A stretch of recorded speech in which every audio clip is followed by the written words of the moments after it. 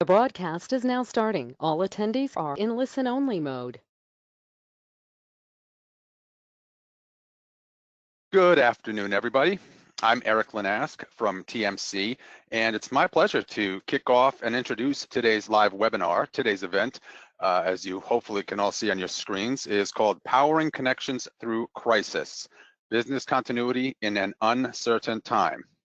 Now, first and foremost, hopefully you've all been able to stay healthy and safe and at least somewhat sane during these past couple of months while most of us have been stuck at home, our normal work and social routines kind of cast aside. For many, maybe even most of us, it's kind of turned our lives entirely upside down and thrown all that work we've done to create some kind of normalcy and create work-life balance totally out the window. But today, I think we've got a great session that addresses how businesses can better handle crisis situations and how they can adjust very rapidly to maintain both operational continuity as well as individual wellness. And joining me to discuss managing a business through a crisis are Josh Horstman, who is partner at Sales Benchmark Index, and Billy Hartless. Billy is Chief Human Resource Officer at Mitel. So welcome to both of you, and thank you for joining us. Many of us obviously are fortunate enough to have access to the kinds of technologies that really help recreate our office work experiences at home, at least to a large degree. For some companies, it was a relatively easy transition. Those that had the networking and the communications technologies in place and were already leveraging cloud. For others, it wasn't nearly as simple, and many are still struggling with it, unfortunately. Now, we know we need the technology to enable the business continuity side, but handling a crisis goes beyond IT. It's also a human issue. And we're all in an unprecedented situation where millions of people have been pushed into totally unfamiliar work environments while also having to manage other elements of their lives, including the health and the well-being of their family members. And that requires a whole new look at work-life balance. Maybe it's even turned into life-work balance for the time being. So as you can guess from looking at our speaker lineup today, we're going beyond the mere technology. Our agenda today is going to take you on a journey through the 4 phases of managing not only your business, but your people through a crisis: reaction, mitigation, reassurance, and recovery. And we'll wrap up with some action items that hopefully will even be helpful for you during this current crisis. Between Josh and Billy, I think you're in for a fantastic discussion that really looks at crisis management from both business leadership and employee perspectives. We'll also have some time at the end of today's session for your questions. You faces on your screens to submit those questions, and I encourage you to do that at any time. And also to make sure you're all paying attention throughout, and to give Josh and Billy a little extra context for their commentary, we've got a few poll questions sprinkled in as well. I mentioned those 4 phases that organizations have to navigate as they recover from the strain this pandemic has put on employees and businesses. The reaction phase. This is a period of emotional upheaval. Comes with the isolation that we're all dealing with due to working remotely and other distancing measures that are in place. The second, mitigation phase, involves finding a sort of new equilibrium between work and life, which are suddenly existing together in the same space rather than being physically separated as they traditionally are.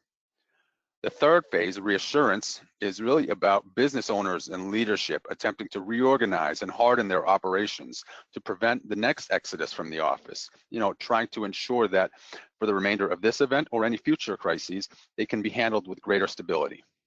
And finally, in the recovery phase, we look at defining and understanding that the post-COVID-19 world is probably not going to look like what we were all familiar with just a couple of months ago. It's probably going to be very different.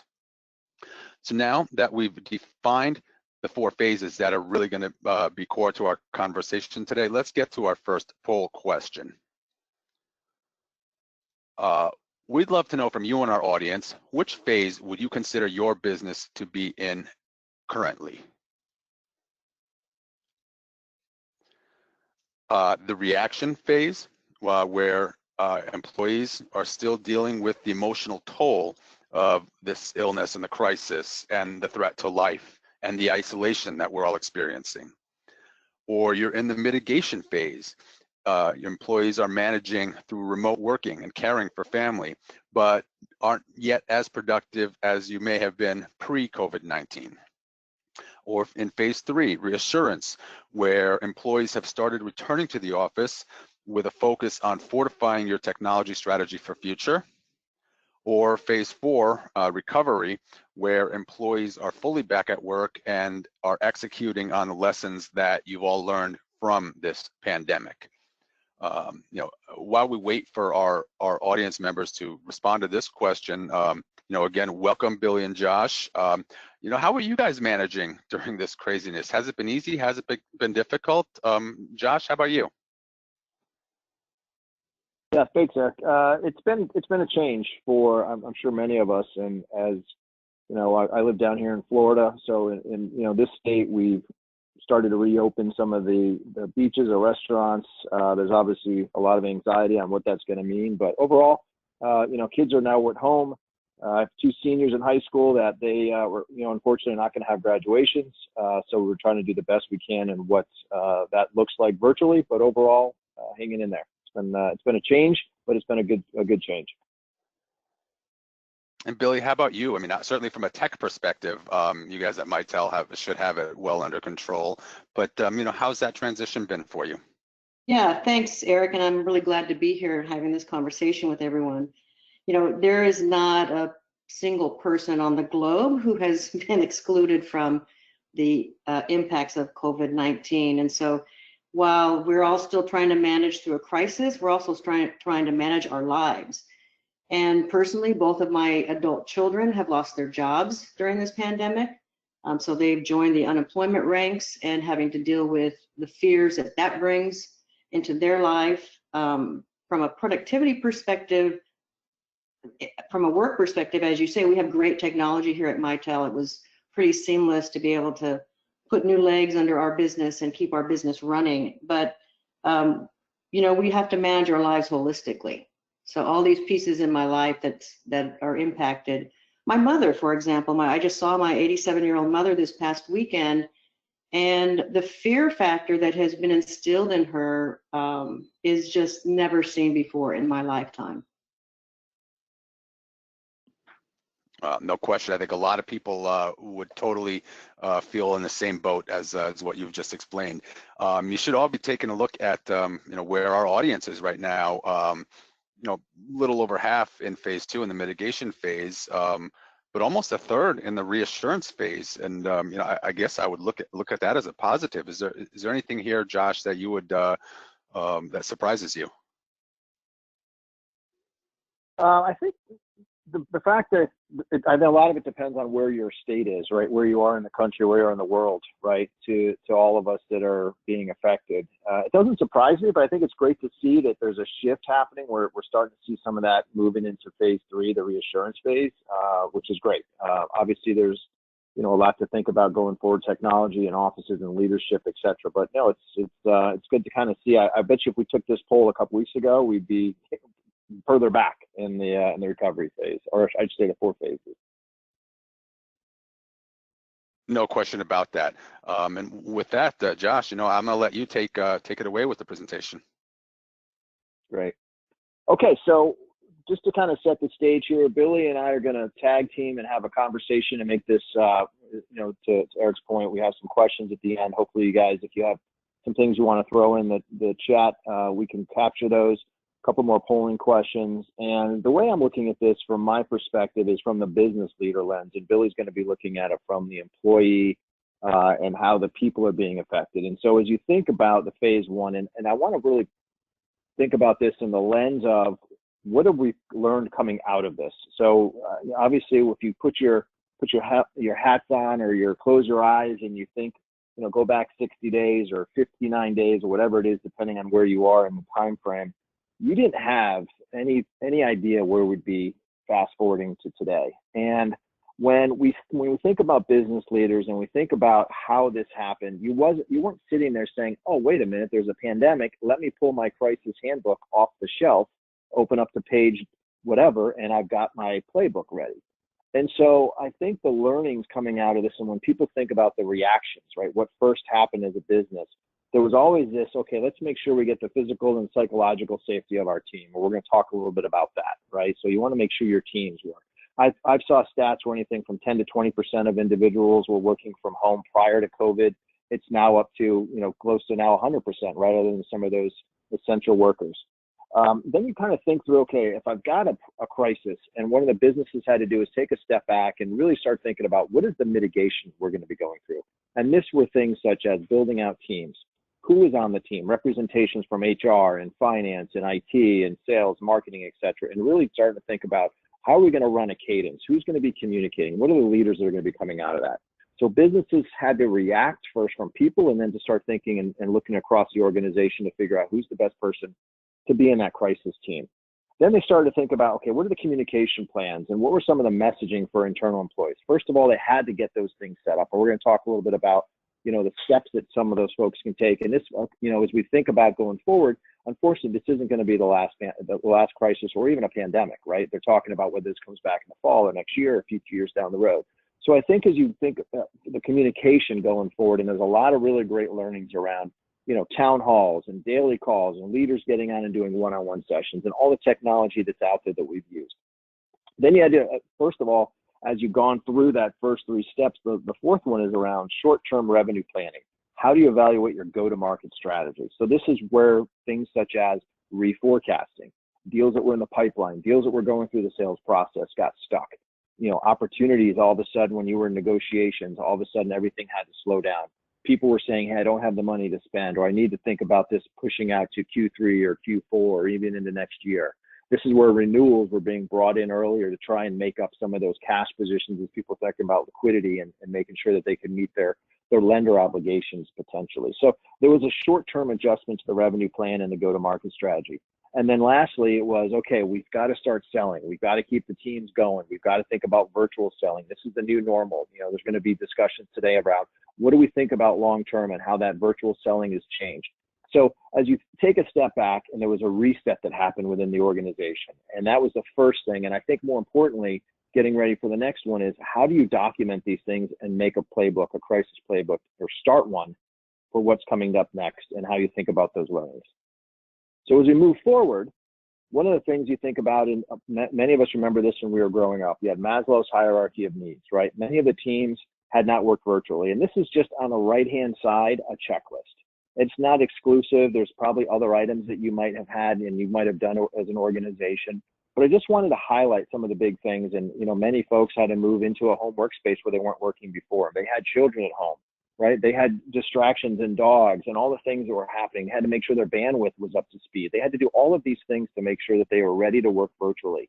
And then the communications and the collaboration and the technology, their coaching sessions that they started to have with their managers or their coaches one-on-one. And then how will you keep those folks motivated? I mean, we're now in going on 2 months or 2.5 months, depending on where you were. How do you keep folks motivated and thinking about the ways that they can learn and the ways that you can stay engaged and, those virtual happy hours or the social things that you're doing and connecting with teams and really making sure that there was a connection one-on-one. And some folks honestly had to have some of their jobs change.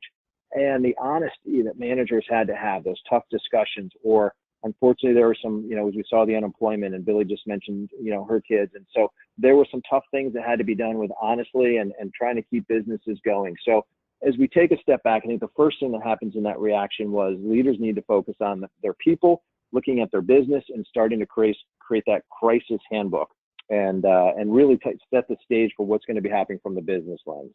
So with that, I'm going to have Billy start talking a little bit from the people side of things. Yeah, thanks, Josh. And it is all about the people at the end of the day. Companies are inanimate objects, so to speak, and it's the unique capability that the people bring that really kind of bring organizations to life. And so really being mindful that almost overnight we've experienced a complete change in how we live and work our lives. With the backdrop of the COVID pandemic, Mitel as an organization, we have actually prioritized, as most companies have, the health and safety of our employees as we're now working completely remotely. It was something that we were able to do rather quickly. As Eric had noted at the outset, we've got great technology that allowed us to do soft phone connections, or we have teleworker stations at home. So we were pretty well equipped to take on this remote working virtually. But many of us are finding ourselves balancing more than just one person working from home. As Josh said, you're fighting potentially for bandwidth. The kids are at home homeschooling, and you're now taking on not just the full-time caregiver role, but also the homeschooling teacher role, while also trying to keep your businesses afloat and recognizing that, you know, how we navigate this change is really impacting us from an emotive perspective. So we wanted to have a conversation with you about that emotive side of this change, and how wellness and safety, as you saw in the preceding slide, is fundamental in Maslow's hierarchy of needs. And it really is rooted in recognizing stress. It manifests itself in stress in our bodies. And so recognizing that stress is really feedback to yourself, and gives you early indicators that you need to be mindful and take some actions to mitigate the stress in your lives. What's really dangerous about stress is that it can really easily just creep up on you. You may not even be aware of it because you've lived in such a stressful environment for some period now that you're, you know, not paying attention to the cues. So it sometimes starts to feel very normal and just the way life is, but it really isn't. And it can manifest itself in disease and long-term mental health concerns if we don't pay attention to it. So take a moment to, you know, reflect on your own life and your own situation, and be mindful that stress can manifest itself in men differently than women. And here are some signals that might be an indication to you that you're having either physical or psychological response to this stressful time. And there's lots of resources. You know, what is really good about this crowdsourcing world we live in is that people are just free-flowing information. So much information is available out there to share that really can give us tips and tools on how do we, you know, really kind of manage the stress in our lives. And that's really kind of key for our own well-being. So as we move into the next phase, Josh, tell us about mitigation. Yeah, thanks, Billy. And, you know, I look at that list there, and I can definitely identify, and you know, working with clients as well as employees internally, you know, stress is a big factor, and you see some of the statistics. So, you know, I think the big thing right now is as we move from that reaction identifying is, okay, what do we do about mitigating it? What's a new equilibrium of when work and life blend together? And so what we want to do is think about, you know, and I think this is where you're going to talk a little bit about what are the zones, right? Where are the zones? I think we're going to have a poll question coming up here shortly. But, you know, Billy, spend a little bit of time and think about how we go through these zones and your thoughts on that. I think this is an important piece of really good information for folks. Yeah, this is a great framework. It's actually built from a change management study and a framework you can use to manage change in organizations. But as you even think about a crisis, it's at its core, it is change management.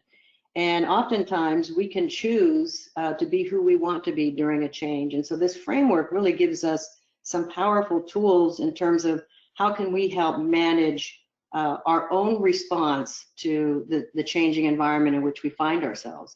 And these three different zones, starting with the fear zone, really you might have seen some of this already in the world. It's the, you know, the hoarders. People are hoarding irrationally toilet paper and medications, spreading you know, emotions and fear, everything they find on COVID that passes their desk, they spread it to everybody in their network. These individuals who are stuck kind of in this fear zone are, you know, really, these are the emotions that are raw and the first emotions that you feel in a change at the outset or the onset of a pandemic that you really want to try to move through. Because fundamentally at the management level of change, it's about recognizing what is in your control and what's not in your control. And one thing that is in all of our control is how we choose to respond. So as we think about maybe moving out of the fear zone, which, you know, naturally we all found ourselves at one point in time, it's kind of the natural starting point, we can think about how do we actually want to make this a learning opportunity. How can we recognize our emotions and actually have some self-awareness, identify our emotions, understand what are our emotions telling us, start to recognize, a lot of this is frankly out of all of our control. So what is in control? It's certainly my ability to connect with my own network, my team, my family. All of that is in my control, and really kind of focusing on how I can actually spend more time in this learning zone. And as we move into the learning zone, we can also be thinking about, what? I'm at home here a lot, and there's a lot of YouTubes out there that can actually teach me a lot of new skills. So can I actually think about how I move from a learning zone into the growth zone and take this opportunity to find purpose, a purpose that we can find and define ourselves of who we're choosing to be during this COVID-19 period, and how can we actually help others? How can we be instrumental in working with our colleagues and our teammates and our own family members? How can we effectively move to a better place emotionally through this framework, this change management framework? We use our skills to service those who are in need, and we show empathy to others and ourselves, an opportunity to show gratitude and keep ourselves emotionally happy. We can find ways and we can adapt. Human beings are very adaptable, and we can find some silver lining during this time as we move through these different phases. So I think it's time, Eric, for you to give us a poll. You got it, Billy. Thank you. So, Billy just walked us through these 3 different zones. We'd love to hear from you. Which zone do you consider yourself to be in right now? The fear zone, there's still so much that we don't know here. We aren't being told the truth about this, and I'm just not sure what to believe anymore. Or the learning zone, the truth really lies somewhere in the middle. Things are tough right now, and I'm listening to the available information, and I'm making decisions that are safe for me and for my family. Or the growth zone, there are people out there who need help during this time, and I happen to have the skills and the expertise that can help others make a little more sense of this challenging time. Love to hear from you. And Billy, while we let the folks get us their responses, it's interesting. Are these 3 zones necessarily, is mutually exclusive? Considering we're in a situation right now where, I think there is, even the experts acknowledge there's a lot that we don't know, but we have a lot of people that are doing what's safe and helping others at the same time. Yeah, it's, you can vacillate, right? You can get new information just, off the press that might push you back into the fear zone. But I think what's useful with this tool as kind of a way to manage your own self-awareness and how you work through the emotional side of this change is, where do you choose to be? If it's new information that really hasn't been confirmed, there's skepticism around it, how much are you going to believe it? Can you really control it? I mean, all of these things kind of play into that, you can vacillate between the 3, absolutely. Excellent, thanks, Billy. Let's take a look and see what our audience is telling us. And again, I think as a positive, only 2% say that they're in the fear zone. I think that's great news, and speaks volumes for what our audience has accomplished. Yeah, I totally agree, and it's probably why there's toilet paper back on the racks at the grocery stores. Well, that's a great point as well. Say that. Yep, you can still go now get paper products and no Clorox, but funny story. I read about this guy that hoarded $10,000 worth of toilet paper. He tried to sell it on eBay. No one was buying it, and he tried to return it, and they goes to the grocery store, and I think it was Australia, one of the other countries. They were like, "Sorry, not going to reward you for that." So I think people have overreacted, and I'm just glad to see the learning the learning zone is people moving into the growth zone. So that's great perspective from the audience. Yes, fantastic to see. And the other tool that you can put in your toolbox here are really kind of 8 ways to manage stress in a time of uncertainty. Now, this is from Human Resources Today magazine, so 8 ways to manage stress during COVID-19. And again, we'll make the links available to you, but they're pretty straightforward suggestions to help you manage your own mental and physical well-being during this time. First and foremost, get up and move. Physical exercise and movement is really critical. What we have found as workers have moved to a virtual environment, in our case, in fact, many of our employees, their productivity has gone way up. And, my advice to them, are they making sure they're building in enough breaks in their workday to actually get up and physically move, because it's so easy to sit in front of a screen and actually just, get a lot of work done with your teammates, one call after another. And so really build in the time throughout your workday and your off time as well to have physical exercise, even if that's doing calisthenics in your house, if it's walking around the block with your dog, or whatever. Make sure that you are with intent, building some physical movement throughout your day.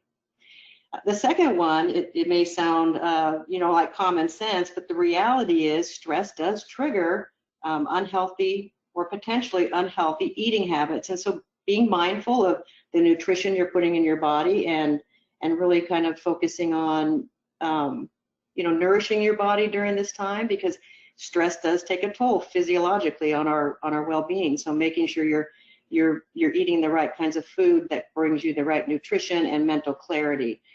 The third one is practicing mindfulness. Now, if you do yoga, you're familiar with this, or if you do meditation, you're kind of familiar with this. But just finding a quiet place during the day where you can actually just quiet the mind, turn everything off, and really kind of reflect inwardly on where your energy is going and how is your body and mind feeling, and then just a little bit of gratitude for yourself. So practicing mindfulness throughout the day can also help us manage during these times. Getting enough sleep, and a lot of people are saying, their sleep patterns have really been disrupted during this COVID-19 situation, and that's, subconsciously driven by stress also, because it's so buried in our minds now. It's potentially evolving into like the inability to sleep, insomnia, and those sorts of things. So try to get as much sleep as you can, really, taking warm baths maybe, or getting exercise later in the afternoon. Sometimes that helps people sleep better. There's a lot of different yoga practices, et cetera, that focus on different breathing techniques that help you actually overcome insomnia. So again, there's a wealth of information out there available for free for all of us on how we can help improve our sleep habits. And falling back on old habits really means, keep the routine in your day. As you typically get up and go to work, maybe you're, starting 8:30, keep that routine. That'll help you keep some semblance of normalcy throughout your day. At the end of the day, shut down your computer, close it, and actually disconnect. So keep those habits where you used to have clear boundaries going in and out of work. Try to maintain those in a virtual setup as well. And here's an opportunity to create new meaningful habits. And, as I said, if we go back to the physical exercise, this could be a great time to, increase your walks or some sort of daily physical movement that can be a long time great habit for you to have to improve your health overall. And as you say yourself, coming with these, negative thoughts, I just can't take this anymore. Try to employ self-awareness techniques where you can try to reframe those negative thoughts into positive ones. And finally, and most maybe importantly, stay connected. Stay connected with others on your team, stay connected with your friends, stay connected with your family. Something that me and my girls do almost daily now. We share what we had for lunch and what we had for dinner with pictures. We're sending texts back and forth. On occasion, we're playing virtual Yahtzee.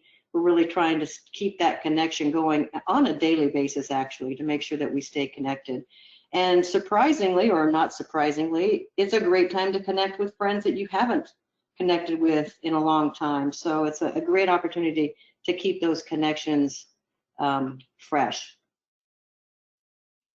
I think Billy, there's some great great thoughts there. I mean, I'm just going through the list myself, and some of them, trying to get up at the same time, trying to spend time walking around, and I think we've seen lots of great resources online. So this is a great list, and I encourage the folks on the phone to just do like a checking. How are you doing against each one of these? Because this is a stressful time for many of us, and I think these are some great ideas. So thanks for sharing that with the audience.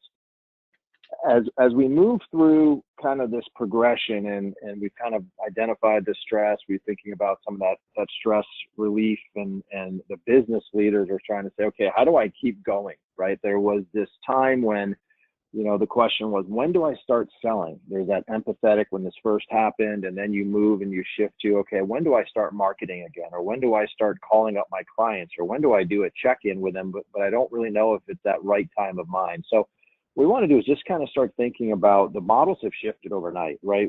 I think we've connected as a society in ways we haven't done this before. And so we moved to offices to remote everything. And as we think about the employees and the clients and prospects, and we talked already about working from home and the technology and all the advancements that we have. Those are a lot of things that have really focused on the teams and the people that work on those teams. But the other thing that's changed is the buyers. When I think about you personally, like, how are you buying today? You're probably using some maybe delivery services, the Amazons, the Netflix of the world. More people are streaming or buying things online, or you're going to your grocery store and using an Instacart, or you're using Grubhub, or whatever it is, Uber Eats. And so the buyers have shifted. And as a leader in the business world, one of the things you have to do is identify what those touch points are. What are the things that experience has changed as the business leaders, and more importantly, doing things such as a voice of the customer, meaning, are you going out and talking to your customers, whether that's through your customer success teams or your sales teams, where you're having those discussions around maybe a potential renewal was up, or maybe you're going out and reaching out to see how they're doing and checking in and seeing how they were doing, right? Checking in on their stress levels. And so as you think about the best practices moving forward, one of the big learnings is that, this new air quotes normal is changed, not just for people, not just for organizations, but the buyers within those organizations, the buying process in those organizations, where before you might be traveling to see somebody face to face or doing that virtually, you might have been doing something now where everyone jumps on a call. Well, now you're turning on things such as your video, you're setting up calls, you're doing social one-on-ones.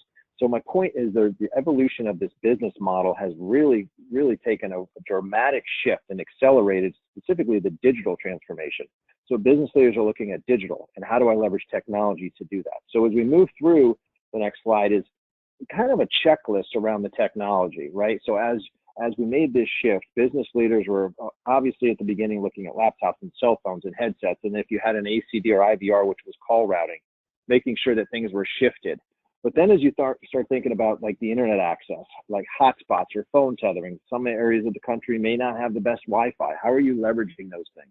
And again, what you need to do now is go back and document what happened during this last 60 days or whatever that time frame is, because that this becomes the foundation for your crisis playbook that I talked about at the beginning, right? Document. I mean, that is so important as you think about all the things we're talking about today. Is this becomes a playbook for what happens in the future. The video conferencing and collaboration, and really, I think a lot of organizations with people moving virtually is an ability to audit, meaning take a look at your license counts and some of the software you have. You'd be surprised at maybe where you shifted someone's responsibility or shifted teams, or unfortunately, if there's been some furloughs or some layoffs, do a technology audit to just make sure you have the right license counts. There might be some cost savings there if you're thinking about cash flow. So we wanted to just give an idea on what some of the things are from a business lens as you move through this, this mitigation phase. So let's keep going as we think about the next phase, which is the reassurance phase. And the reassurance phase is a period of planning to fortify operations for the future. I think this is where we saw most folks now. So as you go through this next phase, what we want to do is really start thinking again as adapting your business processes. So the learnings that came out of this, you identified where the employees were, you moved them to remote. You started thinking about the buying process. You start to digitally enable your go-to-market motions, meaning what products can you digitize? What marketing can you digitize? Are you doing things now that, marketing events where the big face-to-face conferences and events, those are now moving to virtual events, maybe some virtual selling that you're doing. You're focusing on the business practices that your buyers are wanting to do, which is now more remotely leveraging technology. You're doing the training, right? This is a big opportunity as you even think about when people are going out and doing self-learning. You as an organization could be doing some training on whether it's new products, whether it's new selling skills, soft skills, the types of things, whereas you're thinking about the training opportunities and thinking about the role efficacy, right? So training employees on a virtual tool. This is a really good opportunity where you might have had some B players in your organization. Hopefully the C players, you don't have a lot of those. But if you have some B players that maybe were struggling with some tools or struggling with some, following a process, not updating a system correctly, this is a good opportunity to kind of retrain them because you've got some extra time. I think I've seen, productivity. People are working longer hours, which isn't necessarily a good thing, but the productivity is really starting to increase a little bit. And so as you think about that coaching, right? What is the new one-on-one cadence you're going to have with your team? You're continuing to have that cadence. You're turning on your cameras. You're showing your face. You're having conversations with those folks one-on-one. So you adapt the business process. And then as you think about, okay, what are some things as a leader I can be doing around that to be the virtual coach?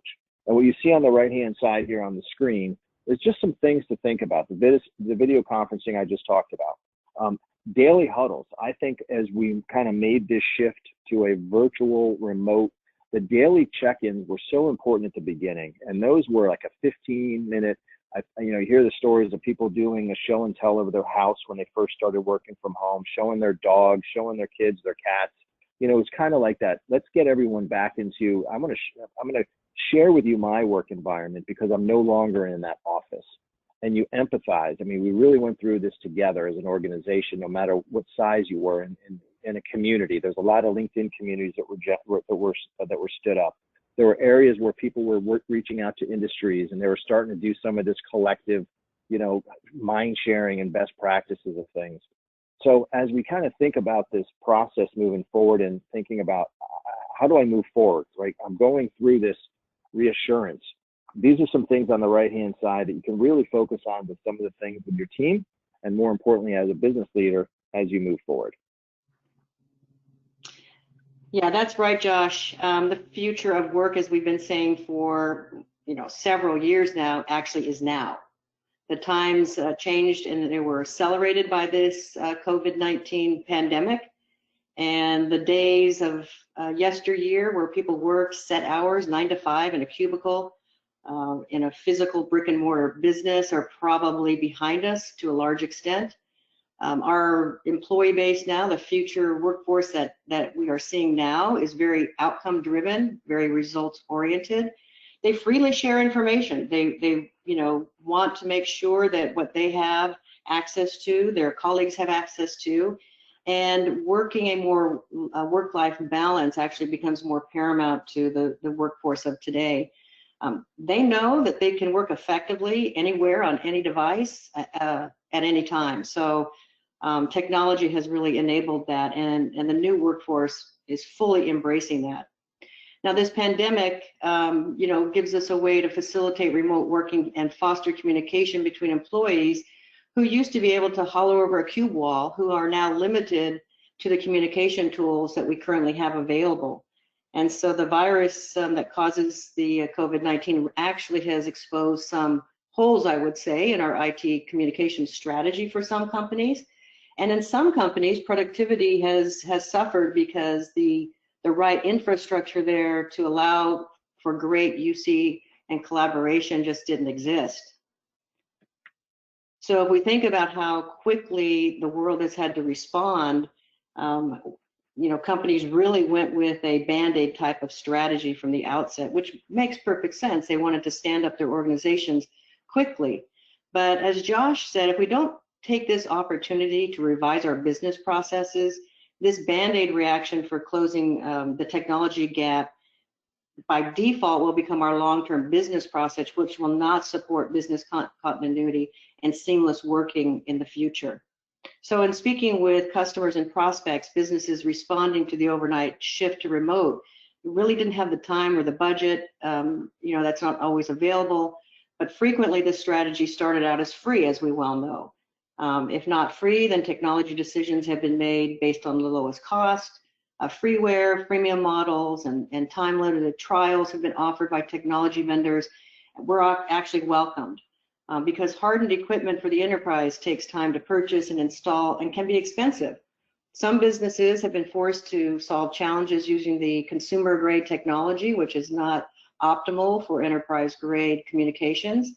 And the home environment, relying on the connection that we have in our homes, may not be optimal either, especially if an entire family has now moved to a remote situation. So in an environment like this, people start choosing their own technology to get things done, and this means that devices won't always talk to each other. They don't necessarily harmonize applications, and then people will have to agree on which applications they'll use to collaborate, and frequently disjointed technology reduces productivity instead of increasing it. And this patchwork of solutions could creep its way back into an organization when workers return back to their desks. So reassurance really is the right phase to take a look at your ongoing long-term communication strategy. So it'd be interesting to know, Eric, from the audience and participants, just where are they in terms of understanding what kind of investment they're looking to make to shore up their communication strategy? Yeah, absolutely, Billy. So for those of you in our audience, as Billy mentioned, we'd love to hear from you. What level of investment did you have to make to transition your workforce to a remote environment? No investment at all? You were prepared for this scenario and simply executed those pre-made plans? You made a minimal investment. You didn't see it coming necessarily, but only needed to expand access to existing software or purchase machines to move desk-bound employees to laptop environments. You had to make a large investment to upgrade communications to include video conferencing, soft phones, and other remote working tools in order to make sure that all your employees had access to remote working capabilities. And even higher a significant investment where you maybe have struggled to find the budget to sufficiently equip employees with all the tools that they need in order to be productive. Billy, you just mentioned some of those free or consumer grade tools that are out there. And frankly, over the past, 6, 8, 10 weeks, we've seen countless opportunities for businesses to use some free tools, some on a permanent basis, some on a trial basis. What impact can it have on employees when business leaders aren't willing to invest in new technology and try to use those consumer grade or those free technologies that may not have all the tools or capabilities that you need? Right. Well, I think it will hinder in the long term your ability to collaborate inside an organization, because while we all appreciate and love the fact that so many companies did come forward and step up and provide the ability to offer free connectivity, whether that's in your family life or your work life or wherever, longer term, some of these connections aren't necessarily as secure as they need to be. They don't necessarily allow for the unique capabilities that a full UC suite of services would offer, such as integrating the telephony and the video with file sharing and chat capabilities. So all of this, what a full suite of UC capability, communication and collaboration offers could hinder productivity inside an organization. Do you think it also has an impact on employee morale, knowing that they're not being afforded the tools that other organizations provide? Well, it's one of the key factors in change management, is that as we move into a new world, wherever that world is, whatever that change is propelling us into, do I have the skills and capabilities to be successful and the tools? And so employees are expecting employers to provide them with, especially with all the innovation coming out at this time, innovative tools that help them do their work in a seamless way and increase their productivity. Thanks, Billy. Let's take a look and see where our audience is. And more than half made a minimal investment, which I guess means fortunately they had many of those capabilities already implemented and maybe had to expand some of them. Josh, when you're looking at almost 3 out of 10 having made no investment whatsoever, what does that say to you? Well, I think on the positive side, hopefully that third of the people didn't have to make much investment. They had some type of a plan in place, right? So maybe they had some folks already working. They had some people remote. They already had a business continuity or disaster recovery, and coming out of 9/11 and coming out of the financial crisis, there's been previous events. So that's encouraging to see that hopefully maybe a third of folks had something in place. It doesn't surprise me that about 11%, 10, 11% had to make large investments. So just depending on the size of the organization. So yeah, I mean, I think on a positive, hopefully, if we were to do this again, fast forward a year or whenever that next one happens, that investments are already there. They've made the investments coming out of this type of crisis for those tools and that technology where it's already part of the standard operating procedures. Awesome. Thanks, Josh. Billy, I'm going to let you continue talking all about the reassurance phase. Sure, Eric. So how do you optimize your communication and collaboration? We're also in a very unique situation with the COVID-19 that we don't know the economic impact fully. We do not understand the full economic impact, but we have seen that using disjointed technologies actually is also a cost to companies. Our estimates are between $6,000 to $10,000 per employee per year for small to medium-sized businesses all the way to large corporates. So having a long-term solution in terms of what kind of UC integrated offering you're going to have inside your enterprise is a much better approach than the Band-Aid kind of approach. So seeing how these elements work together, where there are some offerings out there such as Slack and Zoom that they aren't necessarily integrated with the full suite of UC, where you can share files, you can have online messaging and chatting, the integration of the telephony and the video, and then you can actually assign tasks and have shared workspaces. And so that really kind of creates a really rich virtual environment for employees to work productively in a remote setting. So these kinds of toolkits from which the business workflows and processes come in can help us get to the recovery stage and will sustain our business model from a longer term perspective. So it will support the elasticity of the workforce. So our workforce actually can work anywhere at any time on any device. And so, we kind of rethink the physical space of work and that it's really this elastic workforce that's coming into play. Collaboration can take many forms, so creating a communication culture that offers as many channels as possible is also a good suggestion, because people communicate very differently. So understanding what your employees' needs are and how to best address those it's a good time to assess it while we're in the reassurance phase as we move into the recovery phase. And then really by investing in technology that facilitates teamwork, you can have dedicated workspaces, task management and file sharing, share projects with combined text-based informal communications like messaging and SMS to get quick answers and clarification and telephony. One of the things I've noticed is that, I've always had a bias that, high-performing teams are reliant on co-location, but I have challenged my own bias during this time, because I have found I can collaborate quite easily with our chat functionality. I can get on the audio and get a real-time call going. And so, all of the assumptions that we've had in the old world are kind of, the paradigm has shifted. So, while email has been fine as kind of a key communication tool, hundreds of emails creates drag on your employees who want to really fly quickly, get into this project mode where they can collaborate real time. But you also want to focus on the customer and the tools that enable the customers to be successful. Again, there's different attributes that you want to think about. So as you had invested in communications and collaborations to support your employee base, think about the tools that your customers need to make sure that your outreach and communications with prospects and customers and suppliers is also on the cutting edge of technologies and allows that seamless collaboration. That's why the customer experience technologies like contact centers become even more important.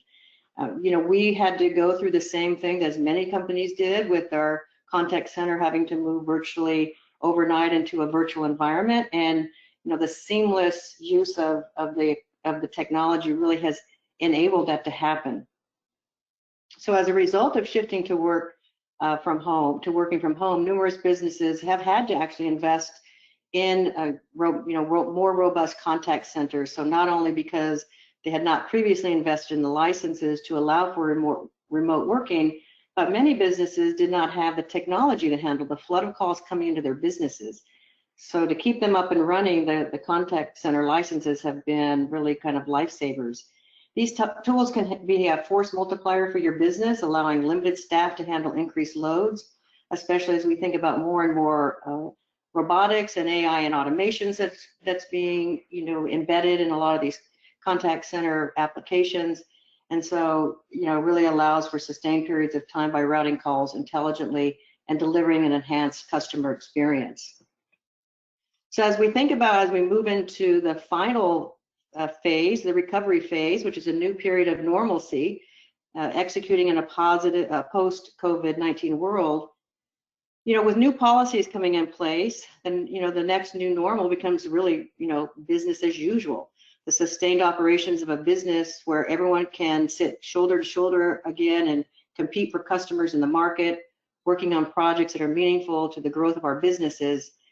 We will emerge stronger after this crisis. I have no doubt about that, and I'm optimistic about the new unique solutions and the innovation that's coming out of this time that will allow better collaboration and collegial environments in the future. Building off the workflow redesigns from the reassurance phase, businesses can focus now on systems integration. You can focus on emerging technologies and innovation that is coming up, and how do you embed that into your ways of working and your process redesign, and other ways to accelerate productivity and collaboration in your business. There's still some time before we actually, fully move to the recovery phase. So let's take a look at some of the learnings that we've had so far during these first 3 phases, and take you what our best position as we journey into the final phase. Okay, thanks, Billy. And so, yeah, just kind of the last slide before we open up for questions is, on the left-hand side, just look at some of the learnings, right? And the remote, that's going to persist, right? We're all at different points, whether it's organizationally or individuals in these 4 phases as we hopefully get to the recovery very soon. No one is fully optimized yet. I think there's a lot of things that we've discussed today where you can go back and think about what can I do differently going forward, right? That's how the playbooks are built. That's how you get the best practices that now become standard operating procedures. And you always learn there's agility, there's speed, there's all the things that are going to come out of this that people are going to have going forward. And then lastly, the technology facilitates elasticity, right, for the workforce. So how do you think about the technology stack? How do you think about leveraging not just the people and the processes, but finally the technology? That's the key piece that kind of pulls this all together. So again, we wanted to capture some of the learnings. We wanted to make sure we kind of share those with you from both the people perspective as well as the business leader perspective, and really just have a conversation on what are the things you're going to do when you leave here? What are you going to do tomorrow when you're going to go and have a discussion with the leadership team and as a leader within the organization? So hopefully we shared some of those insights. And with that, let's go ahead and open up for questions. Awesome, thank you. And thanks to both of you for some fantastic insight. Just some excellent content out there and some great ideas. For those of you wondering, before we get to some of the additional questions, the slide deck is available for you. You should see a handouts drop down in your interface where you can download today's slide deck. And also, if you have additional questions following today's event, or you want to share some of this stuff with your colleagues who weren't able to be on live today, you'll also be getting details on the on-demand version of today's event, all being sent to your inboxes. So definitely be on the lookout for those.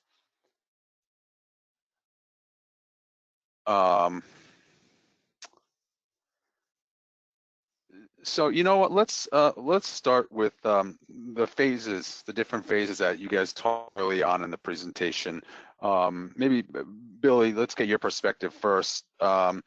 You've got large companies, very, very likely that you've got different employees, different teams, different working groups, different divisions that are all in different phases at the same time. How do you manage that as an organization, knowing that you've got these different ideas bouncing around?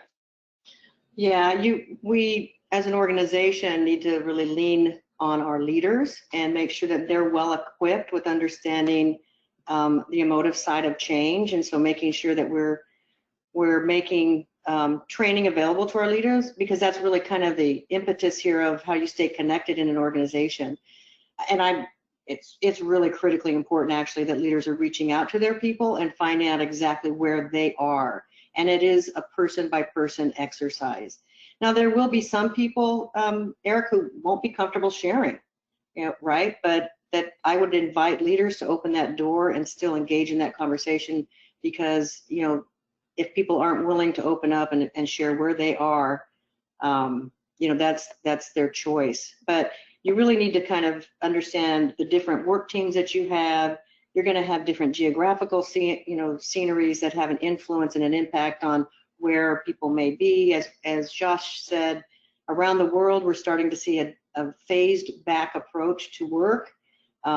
Throughout Europe, we're seeing that. In some parts in Asia, we've seen that, and now here in the United States. So we do need to be mindful and careful. I mean, we have at Mitel a weekly checkpoint with our crisis management team, where we are checking in with our leaders and HR community around the world weekly, just to see and track how are our employees moving forward. Josh, do you have thoughts to add to that? No, I think Billy summed it up nicely. I mean, people can be in different phases. Companies are in different phases. I think every state's in a different place, and that's the as an organization, it's not going to be one size fits all. And no matter what size you are, no matter where you are geographically located, I think the key thing now is to capture those learnings, document those learnings, and move forward as this becoming a standard operating procedure in those phases. Great, thanks. So it's very likely that a lot of job functions or roles will have to evolve as a result of what's going on, certainly in the immediate future, but perhaps longer term as well. Take sales, and in particular, people who are used to doing cold calling. How do you manage that from a leadership perspective, and make sure that people are still able to, do their sales work? Josh, your thoughts? Yeah, that's a big one, right? So a couple things that I've seen that have been working. There's this whole virtual selling, right? And so it's no longer field sales, inside sales. It's virtual selling. So I think the folks that can really master the activities, that number one, do they have the right people moving forward that can do this? Number two is take a look at your calendar 30, 60, 90 days ago prior to COVID, and what were the activities you were doing? And then how can you morph those into doing those things virtually? Meaning, can you set up a one-on-one where you might maybe had a happy hour or a dinner? Can you do that with somebody where the prospecting might have been done face-to-face, walking or visiting or whatever that is? Now you're actually setting up time, maybe sending them a gift card ahead of time for Uber Eats or Grubhub or something, where you're actually having a dinner with them, where you're taking the time and turning on your cameras, where you're finding out what works from those buyers. How would you like me to be working and selling with you and going through that buyer's journey together? So yes, we are in a new space. Digital, what can you do and nurture those folks going forward in a marketing working along with sales? But I think there's a lot of things that we are going to be doing differently, but it doesn't mean you can't sell. I mean, absolutely, I think the selling is going to just be a different flavor of selling, and the folks that can do that quickly and adapt, I think will be the most successful coming out of this. And if I could just add to that, Eric, I would say something we talked about a moment ago, the power of technology really facilitates the elasticity of your workforce and your customer base. So this concept of elasticity really removes location away from the continuity of your business. Where your people are has really nothing to do with the productivity or their ability to sell anymore. And technology really gives the the ability anytime, anywhere, any place to make those connections and continue with seamless continuity of your business.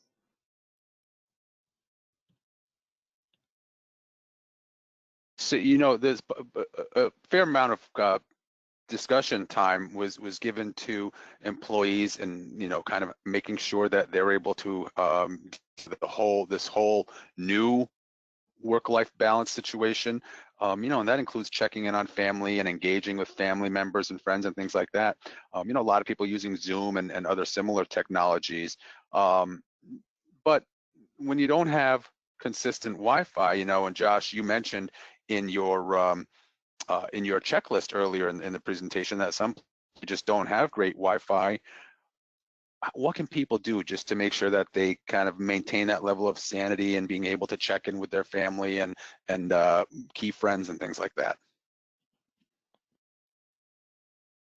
Yeah, I will say, number one is phone, right? Pick up the phone and go old school, right? I mean, text messages, phone, FaceTime if you have an Apple device, the Google Hangouts or whatever Google uses. I don't know what the Droid has, but I mean, there's some technology is leveraging cell phones versus the Wi-Fi of bandwidth. Are you sending a letter? Are you just spending time and connecting in your backyard?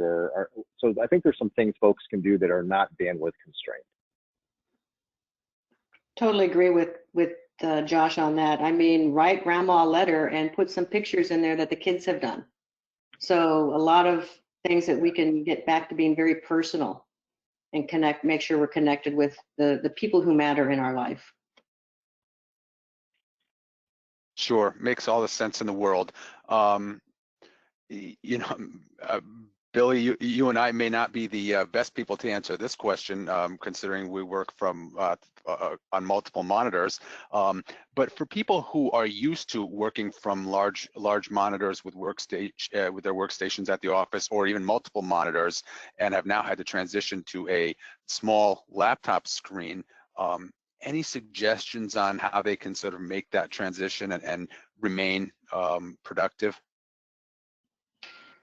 Well, short of asking the IT department to send you another monitor, which would probably be the best solution, there's really just the toggling capability. So, especially, teams that are looking at network operating centers and that sort of thing, they actually do need a variety of different screens and plasma that they can actually proactively check things like that. So, I mean, I can't speak for I would think most companies would be receptive to shipping some additional monitors to people because they're in the office not being used. So put them to use.